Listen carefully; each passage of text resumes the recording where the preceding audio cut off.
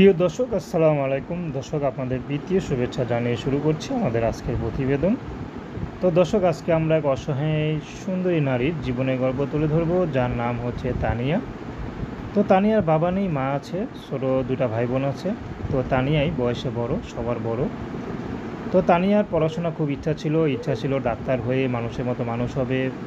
এবং তানিয়া যেহেতু গরিব, তো তার ইচ্ছা ছিল যদি কোনো সুযোগ থাকতো তাহলে পড়াশোনা করে গরিব রোগীদের ফ্রি চিকিৎসা করাবেন।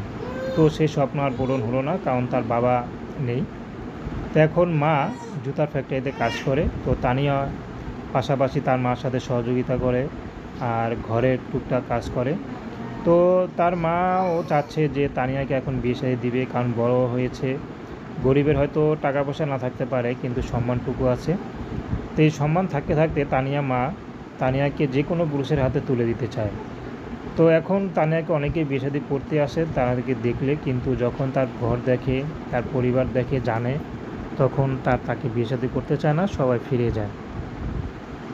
তো এতে করে তানিয়ার খুব কষ্ট। এখন সেজন্য ইউটিউবের মাঝে আসছে, যদি এর মাধ্যমে প্রচার হয়ে যদি তার কোনো সুবিধা হয় বা কোনো ভাই তাকে পছন্দ করে, তাহলে তাকে বিয়ে শাদী করে তার সাথে সংসার সাজাবে এবং সারা জীবন তার সাথে এক হাত ধরে এক ঘরে বাঁচতে চায়। তো দর্শক, আপনারা তানিয়ার জীবনের গল্পটা শুনলেন। তো তার সাথে যোগাযোগ করতে চান, তার নাম্বারটা কিন্তু স্ক্রিনে দেওয়া আছে, আপনারা দেখতে পাচ্ছেন। তো ওই নাম্বারে ফোন দিলে আপনারা কথা বলতে পারবেন। তো দর্শক, প্রেম ভালোবাসা সাহায্য সহযোগিতা বিয়ে শাদী করা একান্ত আপনাদের ব্যক্তিগত ব্যাপার। তো আসুন আমরা 5 ওয়াক্ত নামাজ পড়ি, সর্বদা দেশের সেবা করি। আর তানিয়াকে কেউ খারাপ কথা বলবেন না, কারণ তানিয়া খুবই কষ্টের মেয়ে। তো আজকে এ পর্যন্তই। আপনার সবাই ভালো থাকুন। আসসালামু আলাইকুম রহমতুল্লাহ।